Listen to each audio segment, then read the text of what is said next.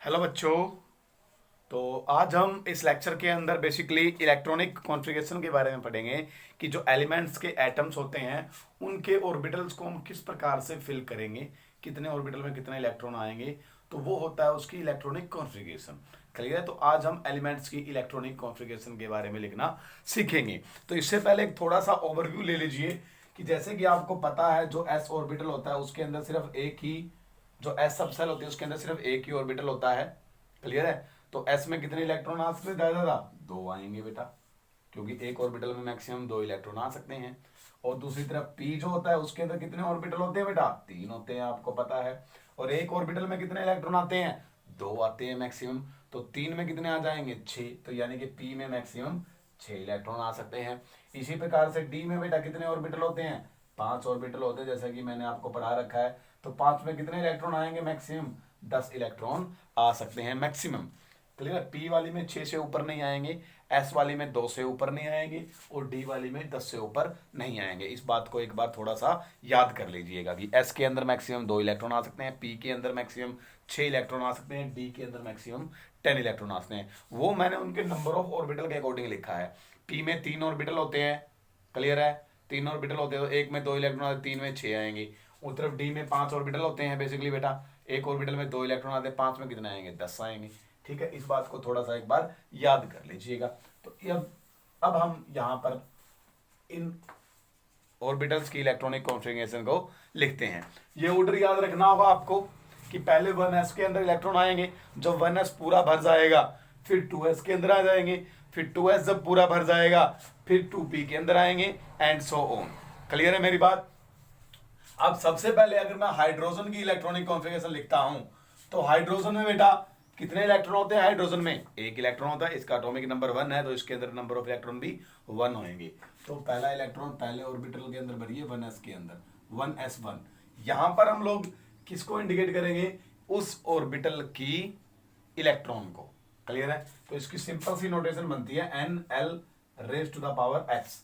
N यहां पर principal cell होएगी, ये होएगा आपका सब सेल का नंबर। क्लियर है? और एक्स होएंगे number of orbital, sorry number of electron. X क्या होंगे? नंबर ऑफ इलेक्ट्रॉन्स होंगे। ये एक सिंपल सी नोटेशन है, इसको याद रखिए बस। ठीक है, बाकी हार्ड एंड फास्ट ऐसा कुछ भी नहीं होगा। तो यहां पर अब एक इलेक्ट्रॉन था, 1s मैंने करके फिल कर दिया, या फिर आप सिंपली इसको ऐसे वन बॉक्स लिख के उसके अंदर सिर्फ एक इलेक्ट्रॉन दिखा दीजिए। क्लियर है? उसके बाद मैं लिखता हूं हीलियम की। हीलियम का एटॉमिक नंबर 2 होता है, इसके अंदर दो इलेक्ट्रॉन आएंगे। तो मेरी पहले में भरिए, क्या पहले में दो इलेक्ट्रॉन आ सकते हैं? आ सकते हैं, बिल्कुल आ सकते हैं। तो मैंने दो इलेक्ट्रॉन इसके अंदर फिल करके छोड़ दिए। क्लियर है मेरी बात? तीसरा इलेक्ट्रॉन नहीं है तो मैं अगली सेल भी स्टार्ट नहीं करूंगा। सिर्फ इतनी कॉन्फ़िगरेशन होगी। दूसरी भाषा में अगर आप इसको बॉक्स की भाषा में लिखना चाहो तो 1s मैंने बना दिया। ये मेरा 1s हो गया बेटा। दो इलेक्ट्रॉन आएंगे, दोनों को इस प्रकार से भी डिनोट कर सकते हैं। उसके बाद मेरा केस आता है लिथियम के लिए बेटा। लिथियम का एटॉमिक नंबर 3 होता है, और तो इसके अंदर तीन इलेक्ट्रॉन आएंगे मैक्सिमम। ग्राउंड स्टेट के अंदर कॉन्फ़िगरेशन लिख रहा हूं मैं। ये किस में लिख रहा हूं? ग्राउंड स्टेट के अंदर। जब यानी कि ग्राउंड स्टेट का मतलब जब एटॉमिक नंबर के बराबर उसके अंदर इलेक्ट्रॉन होंगे, पॉजिटिव नेगेटिव चार्ज नहीं होना चाहिए उसके अंदर। तो लिथियम एटॉमिक नंबर 3, तीन इलेक्ट्रॉन, पहले में दो इलेक्ट्रॉन आ जाएंगे, अभी एक इलेक्ट्रॉन और रहता है तो वो अगले में फिल कर दीजिए। हो गए पूरे इलेक्ट्रॉन। इलेक्ट्रॉन यहां से ऐड करिए 1, ये 2, 3, 3 इलेक्ट्रॉन होंगे। कैश के अंदर तीन इलेक्ट्रॉन होते हैं तो हमारी कॉन्फ़िगरेशन ये राइट है। 1s के बाद 2s ही आता है। अगर इसको इन बॉक्स की फॉर्म में लिखना चाहो तो 1s के लिए भी वन बॉक्स आएगा, 2s के लिए भी वन बॉक्स आएगा, क्योंकि s के लिए आता ही वन बॉक्स है, यानी कि वन ऑर्बिटल कह लीजिए। ठीक है? तो इसके अंदर दो है और इसके अंदर 1 है। ये 1s वाला है, ये 2s वाला है मेरा। That's it. क्लियर है मेरी बात यहां तक? वेरी गुड बेटा। उसके बाद बेरिलियम, अगर बीई के लिए लिखना हो तो बीई में कितने इलेक्ट्रॉन होते हैं? बोलो, कितने इलेक्ट्रॉन होते हैं बेटा बीई में? 4 होते हैं। 4 एटॉमिक नंबर होगा ग्राउंड स्टेट के अंदर इसका। क्लियर है? तो 1s2 और 2s2, दो इलेक्ट्रॉन इसमें आ गए, दो इसमें आ गए। इनमें मैक्सिमम दो ही आते हैं तो दो मैंने फिल करके छोड़ दिए। पहले उसकी मैक्सिमम रेंज तक जाइए कितने इलेक्ट्रॉन आ सकते हैं, और वो आपके पास होने भी चाहिए। क्लियर है? तो दो और दो चार, इसका 4 इलेक्ट्रॉन होते पूरे हो गए। कॉन्फ़िगरेशन लिखना चाहते हो बॉक्स की फॉर्म में तो ये वाला हो जाएगा बेटा, सिंपली। क्लियर है? उसके बाद बोरोन की बात आती है मेरी। बोरॉन 5 नंबर पे एटॉमिक नंबर होता है इसका, तो कितने इलेक्ट्रॉन होंगे, 5 होंगे। तो पहले में 1s2, 2 आ गए। यहाँ पे 2 आने के बाद क्या हमारे पास और इलेक्ट्रॉन है बिल्कुल है, अभी 3 हो रहे हैं हमारे पास। तो अगला स्टार्ट कर दो, उसके अंदर भी 2 फिल कर दिए, तो 2 ही आ सकते हैं मैक्सिमम, तीसरा तो इसके अंदर डाल नहीं सकता मैं अभी, क्योंकि ऐसे में मैंने पढ़ा दिया कि 2 इलेक्ट्रॉन आएंगे मैक्सिमम बेटा। क्लियर है, 2 आ गए इसके अंदर इलेक्ट्रॉन अब मेरे, तो 2 आ गए, 2 आने के बाद क्या और रहता है इलेक्ट्रॉन, हाँ जी बिल्कुल एक और रहता है, अभी तो 2 और 2 4 हुए हैं मेरे।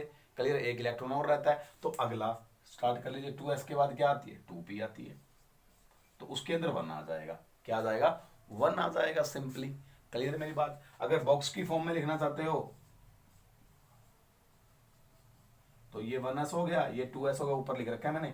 अब 2p को ऐसे बनाइएगा। क्लियर बेटा, ये कौन सा है मेरा, 2p हो गया। अब कितने इलेक्ट्रॉन है, 1 है इसमें, तो यहाँ पर 1 इलेक्ट्रॉन फिल करके छोड़ दीजिए।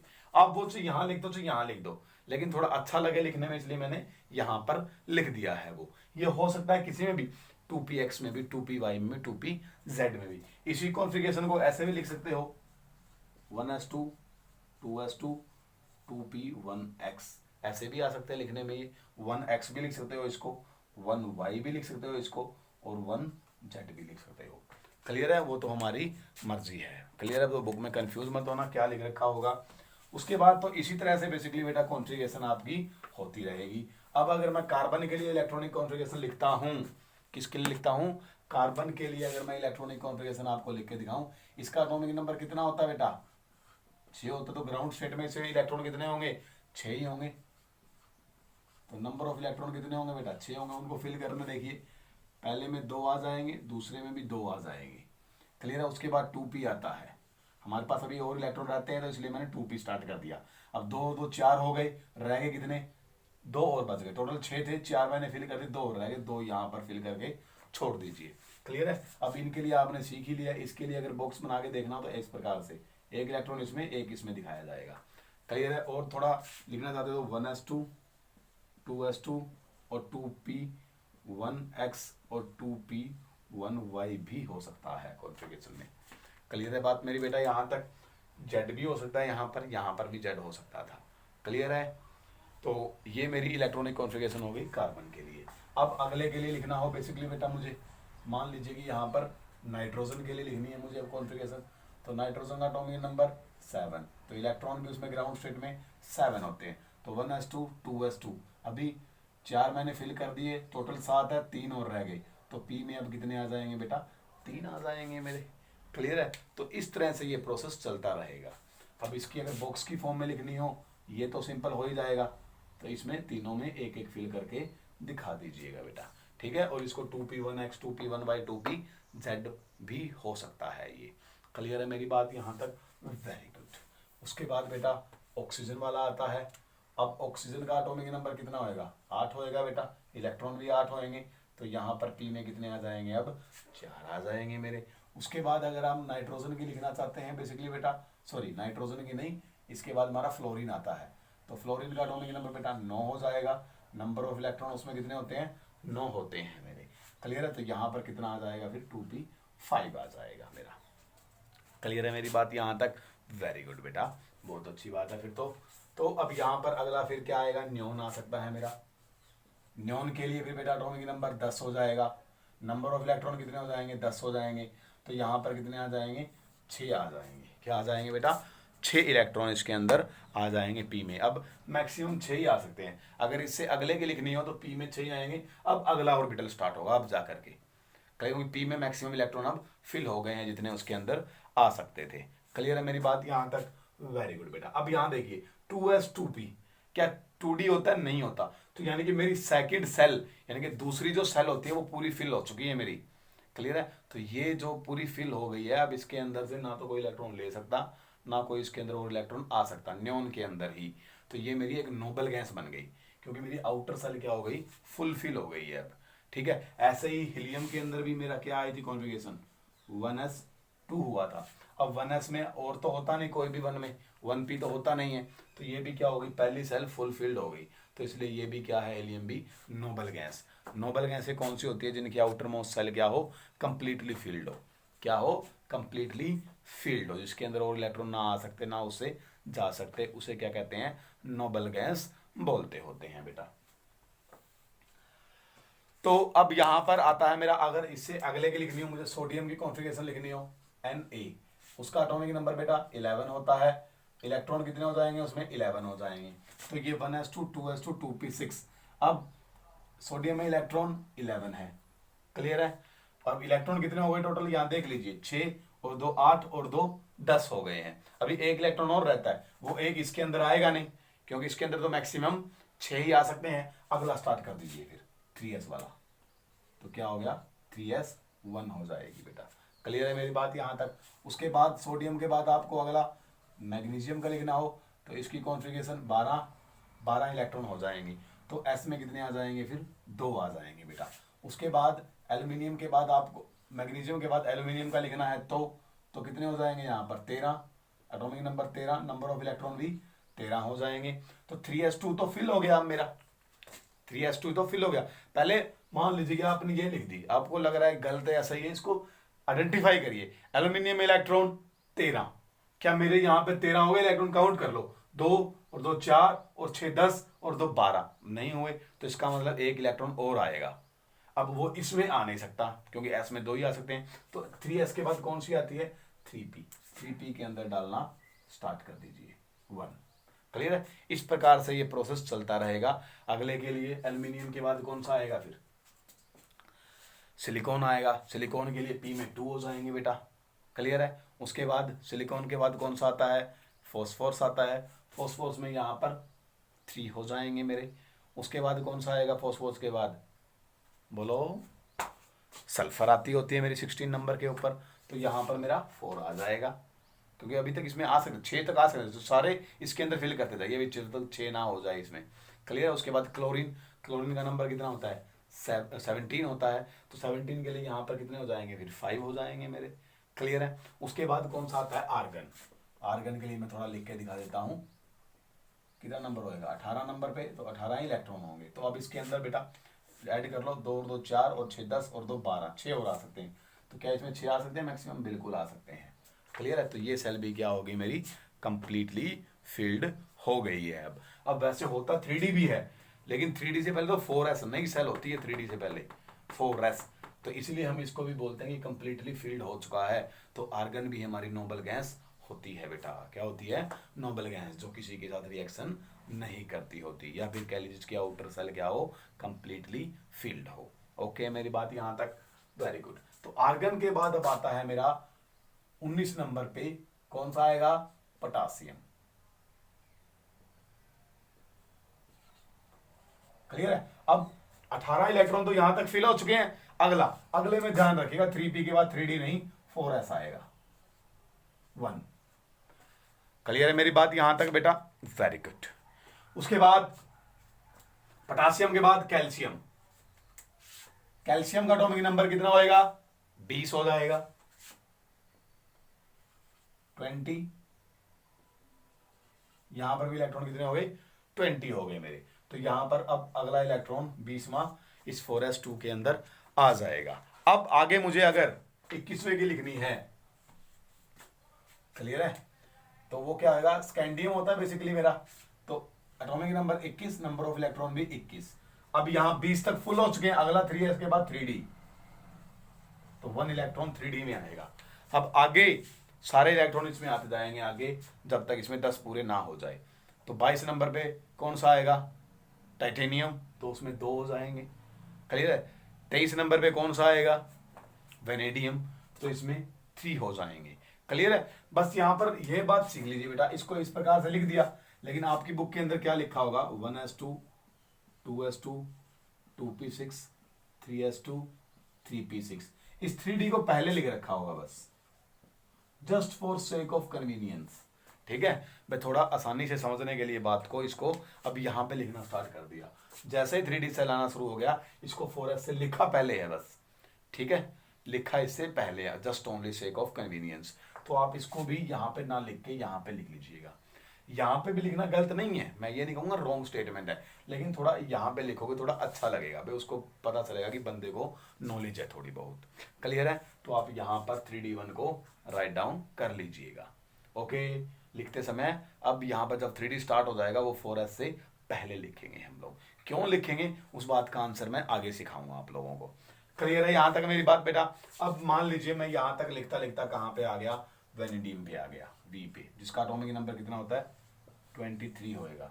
तो यहाँ पर कितने हो जाएंगे मेरे 3 इलेक्ट्रॉन हो जाएंगे। क्लियर है? अब 24 नंबर पे कौन आता है मेरा, क्रोमियम। अगर क्रोमियम की मुझे इलेक्ट्रॉनिक कॉन्फ़िगरेशन लिखनी हो तो ये तो एज इट इज लिखूंगा मैं, 3p6 तक एज इट इज रहेगा, बस मैंने लाइन लगा के दिखा दिया। यहाँ पर 3d4 और 4s2 ये कॉन्फ़िगरेशन हो जाएगी मेरी बेटा। क्लियर है मेरी बात यहाँ तक? 3d4 और 4s2 मेरी इलेक्ट्रॉनिक कॉन्फ़िगरेशन इसकी बन जाएगी। लेकिन ये ऐसा नहीं होगा, रॉन्ग स्टेटमेंट है ये, ऐसा आप नहीं लिख सकते, ये गलत इलेक्ट्रॉनिक कॉन्फ़िगरेशन है। क्रोमियम के केस में सिर्फ गलत हो गया। यहाँ 3d4 ना होकर के बेटा राइट इलेक्ट्रॉनिक कॉन्फ़िगरेशन में 3d5 और 4s1 होगा, ये करेक्ट आंसर है। क्लियर? तो आपको याद रखना होगा क्रोमियम में 3d4 नहीं होता, 3d5 और 4s1 होता है। ऐसा क्यों हुआ उसको भी देख लेते हैं। अब 3d4 में यहां देख लीजिए, इनको मैं थोड़ा बॉक्स की फॉर्म में बना रहा हूं, लास्ट वालों को 1 2 3 5 और ये 4s हो गया, ये मेरा 4s हो गया, ये मेरा 3d हो गया। अगर ये कॉन्फ़िगरेशन होती तो 1 इलेक्ट्रॉन 1 इलेक्ट्रॉन 1 इलेक्ट्रॉन 1 इलेक्ट्रॉन और यहां पर 2 इलेक्ट्रॉन। अब नीचे वाले क्या लिख देते हैं, इसमें 1 5 1 1 1 1 1। क्लियर है? अब अगर बॉक्स की फॉर्म में लिखूं तो मैं कुछ इस प्रकार से होनी चाहिए, ये इसके लिए ऐसे होगी और इसके लिए ऐसे होगी। तो बेटा जो एक इलेक्ट्रॉन है वो यहां से यहां जंप करके आ गया ऐसे। ऐसा क्यों हुआ? क्योंकि ये अब क्या बन गई, हाफ फील्ड कॉन्फ़िगरेशन बन गई। क्या बन गई बेटा? हाफ फील्ड कॉन्फ़िगरेशन, यानी कि सारे के सारे मेरे डी सबसेल के ऑर्बिटल्स हाफ फील्ड हो गए। क्या हो गए? Half filled. तो हाफ फील्ड कॉन्फ़िगरेशन ज्यादा स्टेबल है एज कंपेयर टू 3d4 से। क्लियर है? तो हम यहां पर लिखेंगे due to half filled configuration, due to half filled configuration ऐसा हुआ है, due to half filled configuration. Clear है मेरी बात यहां पर बेटा? क्योंकि अब आधे हो गया, सिमेट्रिकल अरेंजमेंट हो गई इलेक्ट्रॉन्स की। क्या हो गई? Symmetrical arrangement of electrons. एक तो सिमेट्री बन गई, यानी कि सबके अंदर एक एक आ गई। क्लियर है? सिमेट्री बन गई, एक वेल यानी कि सिमेट्रिकली डिस्ट्रीब्यूशन हो गया इलेक्ट्रॉन का, यानी कि सभी जगह पर बराबर बराबर इलेक्ट्रॉन पहुंच गए हैं। क्लियर? जब ऐसा हो जाए तब भी एटम क्या हो जाता है, ज्यादा स्टेबल हो जाता है। लेकिन वो नियर बाय स्टेट के अंदर ही ऐसा एग्जिस्ट करेगा। अब ऐसा ये नहीं है कि अगर वेनेडियम के अंदर मतलब 3d3 है तो 2 के 2 यहाँ वाले जंप करा दो इधर, तब भी सिमेट्रिकल ना बेटा ना। ऐसे बिल्कुल पास वाले केस के लिए ऐसा हो सकता है, इसके लिए ऐसा नहीं होगा बेटा। क्लियर है मेरी बात? तो सिर्फ एक इलेक्ट्रॉन की जरूरत थी तो वो यहां से जंप करके यहां आ जाता है। एक तो सिमेट्रिकल डिस्ट्रीब्यूशन हो गया, दूसरा एक्सचेंज एनर्जी। क्लियर है? क्या हो गया? एक्सचेंज एनर्जी जो है, जितनी ज्यादा एक्सचेंज एनर्जी होगी उतनी ही ज्यादा क्या होएगा, इलेक्ट्रॉन एनर्जी लॉस करेगा, sorry atom electron energy loss करेगा, और तो उतना ही ज्यादा वो स्टेबल होगा। कैसे? यहां देखिए, ये इलेक्ट्रॉन यहां पर भी जा सकता है, ये इलेक्ट्रॉन यहां पर भी जा सकता है, और ये इलेक्ट्रॉन यहां पर भी जा सकता है। तो ये कितने एक्सचेंज ऑफ एनर्जी हो गए बेसिकली बेटा? ठीक है? वापस भी हो सकता है भाई, ये वाला यहां जाकर के यहां पर भी आ सकता है, ऐसे ही ये वाला यहां जाकर के यहां पर भी आ सकता है, और ऐसे ही ये वाला यहां जाकर के यहां पर भी आ सकता है। क्लियर है? तो 3 एक्सचेंज ऑफ एनर्जी हो गए। दूसरी तरफ ये दूसरा इलेक्ट्रॉन मेरा यहां पर भी जा सकता है, और यहां पर ये वाला इधर भी आ सकता है, ऐसे ये इधर जा सकता है और ये इधर जा सकता है। क्लियर है? 2 एक्सचेंज ऑफ एनर्जी यहां पर हो गई, और एक फिर ये इधर जा सकता है और ये इधर भी जा सकता है। क्लियर है? अगर अगला मैं लिखना चाहूं तो इस प्रकार से, भाई ये इधर जा सकता है ऐसे करके, क्लियर है, और ये इधर भी आ सकता है। तो टोटल एक्सचेंज ऑफ एनर्जी कितने हो गए? 1 2 3 4 5 और 6 एक्सचेंज ऑफ एनर्जी यहां पर मेरे आते हैं। तो 6 एक्सचेंज ऑफ एनर्जी यहां पर हो रहे हैं। लेकिन इसके केस में अगर मैं देखूंगा, अब ये इलेक्ट्रॉन यहां पर भी जा सकता है और वापस ये यहां आ सकता है, ऐसे ये इधर जा सकता है, ये इधर आ सकता है, ऐसे ये इधर जा सकता है और ये इधर जा सकता है, और ये वाला इधर जा सकता है और ये वाला इधर जा सकता है। अब दूसरे के लिए बनाऊंगा तो ये इधर इधर और इधर, इस प्रकार से हो जाएगा। 4 ये रहे, 3 ये हो गए, कितने हो गए बेटा टोटल? बोलो, 7 हो गए। उसके बाद फिर इसके भी रिस्पेक्ट में ले लो, ये इधर जा सकता है और ये इधर जा सकता है, कितने हो गए? 2 9 हो गए, एक इधर जा 10। यहां पर अब 10 एक्सचेंज ऑफ एनर्जी हो सकता है, 10 चांसेज हो गए एक्सचेंज ऑफ एनर्जी होने के, इलेक्ट्रॉन आपस में अपनी पोजीशन चेंज कर सकते हैं। अब यहाँ पर 10 एक्सचेंज ऑफ एनर्जी हो गई, यहाँ पर कितने थे 6 एक्सचेंज ऑफ एनर्जी थे, यहाँ पर 10 एक्सचेंज ऑफ एनर्जी है। ठीक है, एक तो सिमेट्रिकल डिस्ट्रीब्यूशन ऑफ इलेक्ट्रॉन हो रहा है, दूसरा एक्सचेंज ऑफ एनर्जी ज़्यादा हो रही है। जितनी ज़्यादा एक्सचेंज ऑफ एनर्जी होगी उतनी ज़्यादा इलेक्ट्रॉन एनर्जी लॉस कर देंगे, या कह लीजिए एटम एनर्जी लॉस कर देगा। जितनी ज़्यादा एटम की एनर्जी लॉस होगी वो उतना ही ज़्यादा स्टेबल होता रहेगा, क्योंकि कोई भी एटम अपनी लोअर एनर्जी स्टेट के अंदर ही ज़्यादा स्टेबल रहता है। यानी कि जिस एटम के पास जितनी ज़्यादा कम एनर्जी होगी वो उतना ही ज़्यादा स्टेबल रहेगा। क्लियर? तो हम यहाँ पर ये एक्सचेंज ऑफ एनर्जी इनके विद रिस्पेक्ट में नहीं समझाएंगे, हम लोग सीधा कहेंगे कि 3D5 के कंपैरिजन, सॉरी 3D4 के कंपैरिजन में जो 3D5 है मेरा वो इसलिए ज़्यादा स्टेबल है due to half filled configuration, due to half filled configuration. Clear है मेरी बात? उसके बाद अगर आपको 25 नंबर वाले का लिखना है मैंगनीज Mn, उसकी कॉन्फ़िगरेशन क्या रहेगी 3D5। अब अगला इलेक्ट्रॉन यहां भर दो 4s के अंदर। अब पहले इसको फिल करो, यहाँ 3D6 मत कर देना, यहाँ पे 3D5। अब आपके जो जैसे आपने पढ़ रखा है वैसे ही होएगा, क्योंकि इसमें डी में 25 वाले में डी में 5 ही आने चाहिए, तो मेरे 5 आ गए हैं।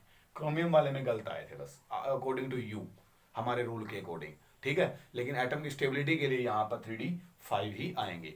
उसके बाद अगर मुझे 26 नंबर वाले का लिखना है, 26 नंबर पे कौन सा आता है फिर? आयरन। क्लियर है? इसकी क्या हो जाएगी, अब 6वां इलेक्ट्रॉन यहां आएगा। क्लियर है? 3D6 4s2 हो जाएगा बेसिकली मेरा बेटा। क्लियर है? तो इस प्रकार से आप लोग इनकी इलेक्ट्रॉनिक कॉन्फ़िगरेशन को भी लिख सकते हैं। तो अब यहां पर बेसिकली क्या हो रहा है, थोड़ा ध्यान से देखिएगा अभी भी। अब मान लीजिए कि मैं यहां तक लिखता लिखता 28 नंबर पे आ गया। 28 नंबर पे क्या आता है, निकल आता है मेरा। क्या आता है बेटा? निकल। तो निकल के लिए यहां पर कितने हो जाएंगे, 8 इलेक्ट्रॉन हो जाएंगे। Okay, 3D8। अब मुझे 29 नंबर वाली कॉन्फ़िगरेशन लिखनी है। कितने लिखना है? 29 वाले के लिए। 29 पे कौन सा आता है? कॉपर आता है। इसकी इलेक्ट्रॉनिक कॉन्फ़िगरेशन हमारे हिसाब से 3D9 और 4s2 होनी चाहिए थी। क्लियर? अगर मैं यहाँ पर इलेक्ट्रॉन फिल करके देखूं तो इस प्रकार से। क्लियर है? ये क्या हो गए मेरे 3D9 हो गए, ये कॉन्फ़िगरेशन होनी चाहिए थी, लेकिन ये वाली कॉन्फ़िगरेशन क्या है मेरी, रॉन्ग है बेटा। क्लियर है? कि वो कह रहा है कि अगर एक इलेक्ट्रॉन यहां वाला यहां जंप करके आ जाए